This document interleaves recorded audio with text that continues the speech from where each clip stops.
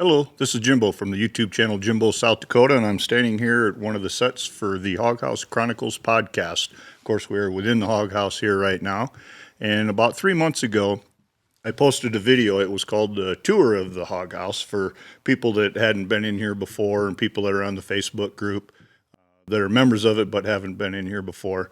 And it was about a 13-minute video. It was just an overview of what the Hog House is like, and it was pretty well received. So I thought it might be good, since I mentioned that there's over 170 donated items in here besides what we've put in ourselves, that I'd probably zoom in on a couple things and explain some of it. And there's a pretty important backdrop behind here, so I'm going to explain that a little bit. Of course, we've got the logo here, and that was there for, number one, to be a logo, but also to cover a mirror that's back here that's a little bit harder to deal with lights and cameras. But I'm going to remove that now, and then I'm going to explain to you what is in the backdrop.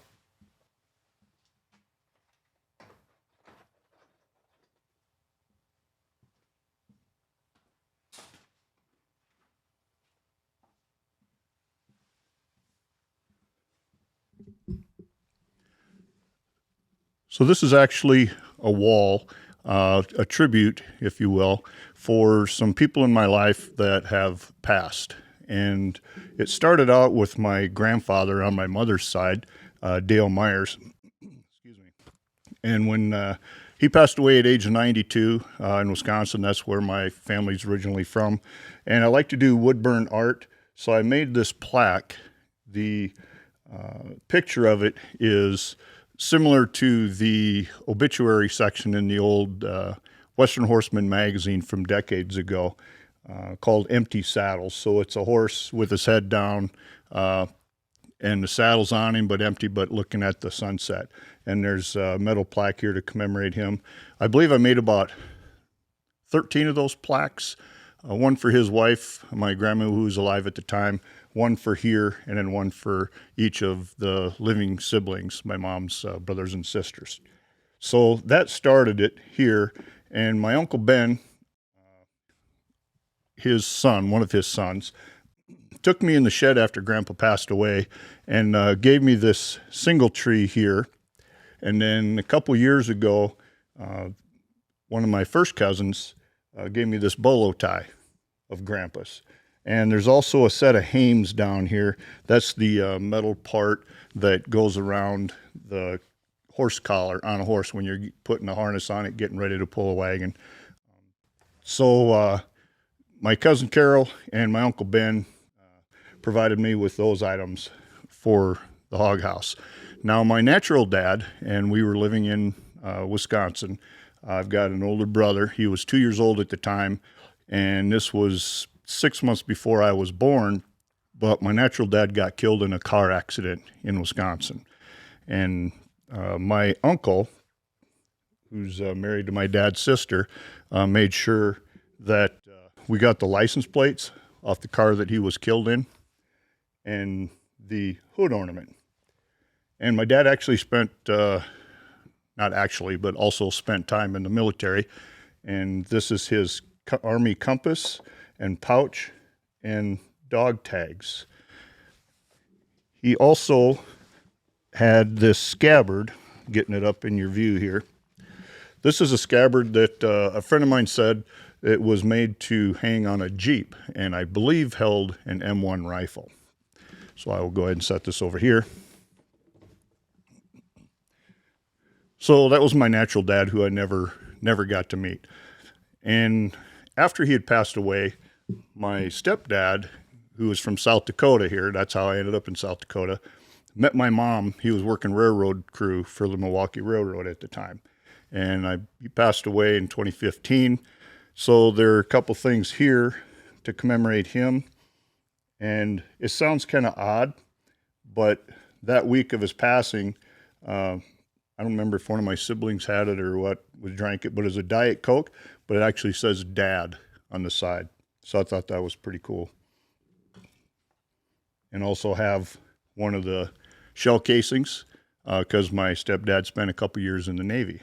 So he had military honors. I'm looking at some notes here. Oh, here we go. Also his lunchbox, which was pretty cool. And then Uncle Ben, my uncle that took me in Grandpa's shed to give me these items, he actually just passed away like 3 weeks ago. And he spent 4 years in the Air Force in security police, I believe. And when he got done with that, he went back to Wisconsin and he started cutting hair. And he had a barber shop, but he was into horses, so he actually had a tack shop off to the side where he would sell tack and things. And I've got a set of leather saddlebags hanging on the rafters over here above the door. And I take that whenever I need saddlebags on horseback trips. But I also have his hat here. It said Ben's Barbershop and Tack Shop in Durand, Wisconsin. And I have a few more things over there because my family had me go through the house there. But he had a bunch of things left over from the tack shop because he was in a tragic accident. I believe a semi was involved, and it took his left arm. So he had to stop cutting hair, couldn't really ride horses anymore, and he closed up his shop. But also going through the house, my wife found this. Uncle Ben always loved to laugh, and he's got this little statue with a strategically placed cactus on that. So we got a kick out of that, and we will go ahead and leave that there. And my wife's father and mother have passed away, but in their kitchen, they had this set of hames that are similar to the ones that I showed you a little bit ago, but these were shined up, lacquered up, and painted, and these were hanging in their house. I think it maybe been on either side of a framed picture of their old farm place. So we commemorate him there as well, or them. And then I had a high school friend that we weren't real close in high school. It was a small school. I went off to the Air Force. He was in the Air Force, and found out he was in Alaska, and he ended up moving back in this area. He would work 3 weeks on, 3 weeks off in northern Alaska. I know some other people that do that as well. But he was in his mid-50s, and he was about as far away from medical help as you can get, and he had 2 heart attacks, and the second one took him. So we commemorate him. This is a hat. He did like OSHA services, the food, basically running. This is called the Arctic Caribou Inn on this hat. So he would help manage all the services for the workers for that particular company in Alaska. And he also loved cars. And there's one of these rubber bracelets here. Says Redneck Racing. Actually, let me read it. I'm getting it wrong. Yuppie Redneck Racing. That's what it was. Forgetting the word yuppie. So that's there also to commemorate him. And he, on the side, he ran a chainsaw carving business, art. And so he's done some items for us that are in here and a lot of other people. But this is his logo, Cashwitna Carvings. So after he passed, we got these put on some plexiglass for some of us. And so that is on display for him as well. And then the mirror itself is not a commemorative, but we had it up here anyway.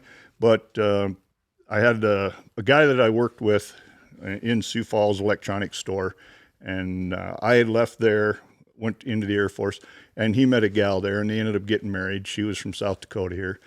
So after a while, they moved back to northern Wisconsin.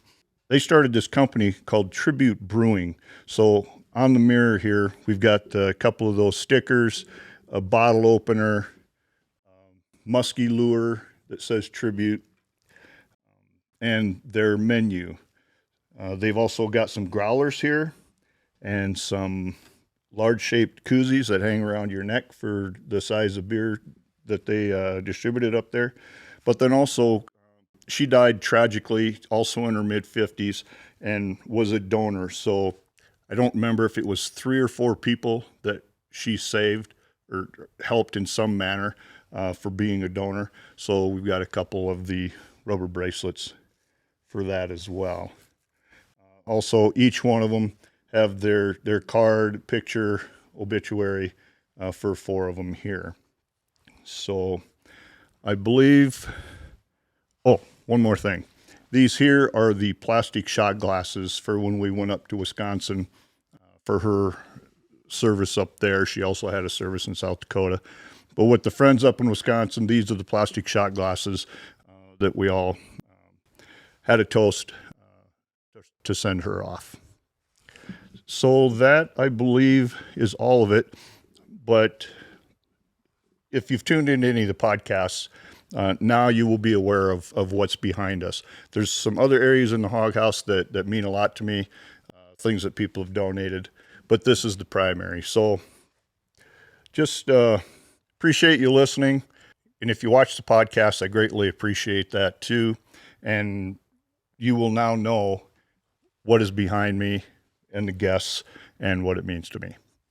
So anyway, I believe that's it. And thanks for watching. Take care.